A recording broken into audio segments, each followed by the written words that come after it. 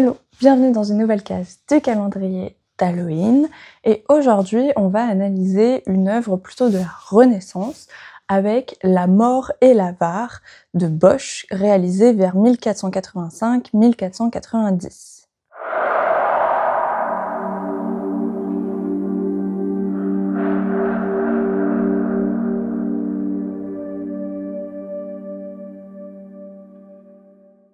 Le tableau va représenter un mourant assis sur un lit installé dans une pièce plutôt sobre.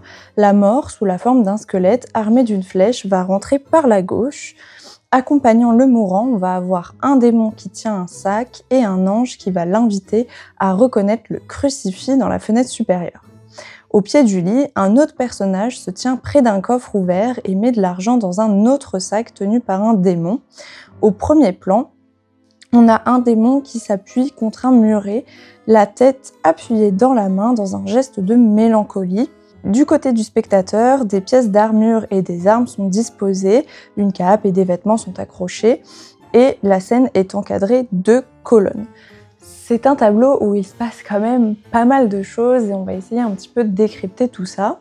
La plupart des chercheurs se sont mis d'accord pour dire que le tableau représentait la mort d'un avare et que ce tableau se base sur un livre qui est très populaire à l'époque, qui s'appelle L'Ars Moriendi, que c'est très probable que Bosch se soit inspiré à la fois du texte, mais aussi des illustrations qui ont pu se trouver dans diverses éditions de cet ouvrage. Mais il y a quand même quelques détails qui restent mystérieux et qu'on n'arrive pas forcément à relier avec L'Ars Moriendi, mais on reviendra là-dessus un peu plus tard. Ce texte, il a probablement été écrit vers 1400, donc bien avant ce tableau, et il va décrire la mort comme une lutte entre les forces du bien et du mal pour l'âme d'un mourant.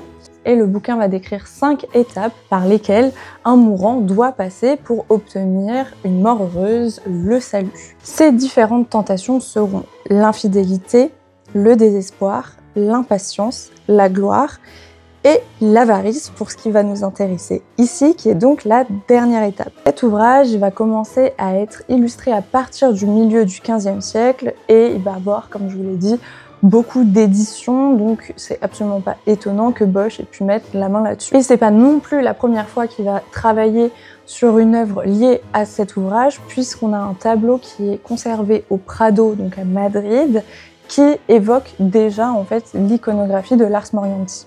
On trouve la figure de la mort sous forme d'un squelette enveloppé. On a la juxtaposition de l'ange et du diable et on a cette position de lit aussi qu'on va retrouver dans les deux tableaux. Avec aussi la présence du moine tenant un crucifix, le prêtre qui va administrer les derniers sacrements et le fait que le mourant tienne un cierge, ce qui suggère le triomphe de l'Église. Dans la version du Prado, c'est assez simple, entre guillemets, de déterminer qu'effectivement il s'est totalement basé sur l'Ars Moriendi, mais dans le nôtre, celui qu'on analyse aujourd'hui, il y a quelques petits détails qui sont pas forcément très clairs, et il va mêler différentes iconographies. Donc des iconographies, c'est des codes de représentation. Par exemple, dans des épisodes bibliques comme la descente de croix du Christ, et vous avez toujours ce Christ à moitié mort qui se fait porter par des fidèles, sûrement Marie-Madeleine qui est dans le coin. Voilà, il y a des codes qu'on retrouve constamment dans ces représentations. Ce qui est assez spécial ici, c'est qu'on ne sait pas l'issue de cet épisode. On ne sait pas si l'avare va se rallier du côté de l'Église ou du côté de Satan. Et cette introduction du suspense, c'est assez innovant pour ce type de représentation. L'avare, il a l'air d'ignorer à la fois l'ange gardien qui lui offre le salut, mais aussi le démon crapaud qui surgit du rideau du lit avec un sac contenant très certainement de l'argent ou de l'or. Au lieu de cela, le mourant, il est fasciné par la figure de la mort en tant que telle, et qui est représentée comme dans la version du Prado. Les démons, ils se précipitent sous les meubles où ils observent le mourant depuis le ciel. Et ça, c'est des images qu'on retrouve dans l'Ars Moriendi. Mais l'issue de cette scène n'est pas hyper apparente et on a d'autres éléments qui vont montrer que le mourant, il est peut-être coupable de ce péché. Et c'est quand même assez dommage puisque c'était la dernière étape avant d'obtenir le salut.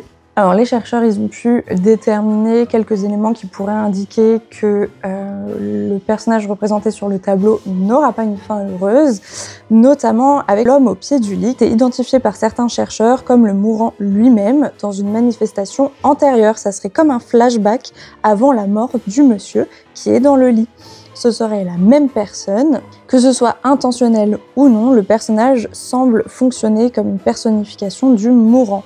Il est quasiment admis que le personnage debout est présenté comme mauvais et hypocrite, puisque d'une main, il touche les pièces dans le coffre-fort où elles sont récupérées par un démon, et de l'autre, il va toucher son chapelet, tentant ainsi de servir Dieu.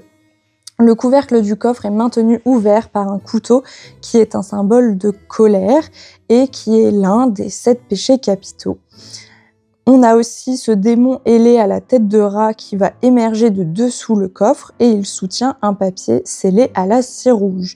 Il a été suggéré que ce papier était soit une lettre d'indulgence, une hypothèque, un faux papier, un billet d'ordre. En tout cas, peu importe la nature de ce document, c'est quand même probable qu'il fasse référence à une activité lucrative, chose qui est totalement normale de ne pas avoir, du liquide, que du liquide dans ce coffre, parce que dans l'économie hollandaise du XVe siècle, on est plus à même de contracter des prêts papier que de donner de l'argent liquide. Pour revenir un petit peu à ces objets du premier plan, on va avoir cet amas d'armures, d'armes, de vêtements divers, et ils n'ont pas encore eu d'explication à ce jour. Il y a plusieurs idées. On va dire qu'il y a à peu près 2 groupes. On a ceux qui voient des objets qui seraient une référence à la vie antérieure de l'avare et ceux qui voient une signification morale ou allégorique.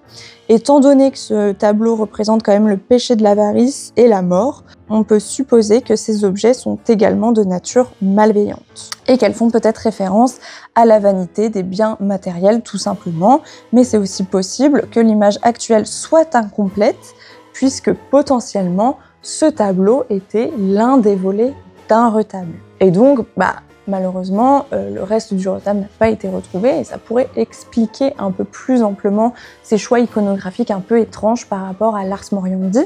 Mais aussi, c'est une œuvre qui va avoir le droit à une radiographie pour déceler les couches sous-jacentes, pour voir si on pourrait trouver quelques indices sur l'issue de cette scène, même si vous vous en doutez, on n'est pas très bien parti. Et effectivement, on a d'autres éléments comme un chapelet, 3 gobelets en métal, une gourde de pèlerin, et on avait différentes positions, des modifications de tenue, d'objets, etc. Et ce qui va nous intéresser, ça va être une sous-couche qui était un petit peu plus premier degré, on va dire, puisque Bosch nous révélait entièrement l'issue de la scène. C'était un petit spoil du dénouement de l'affaire.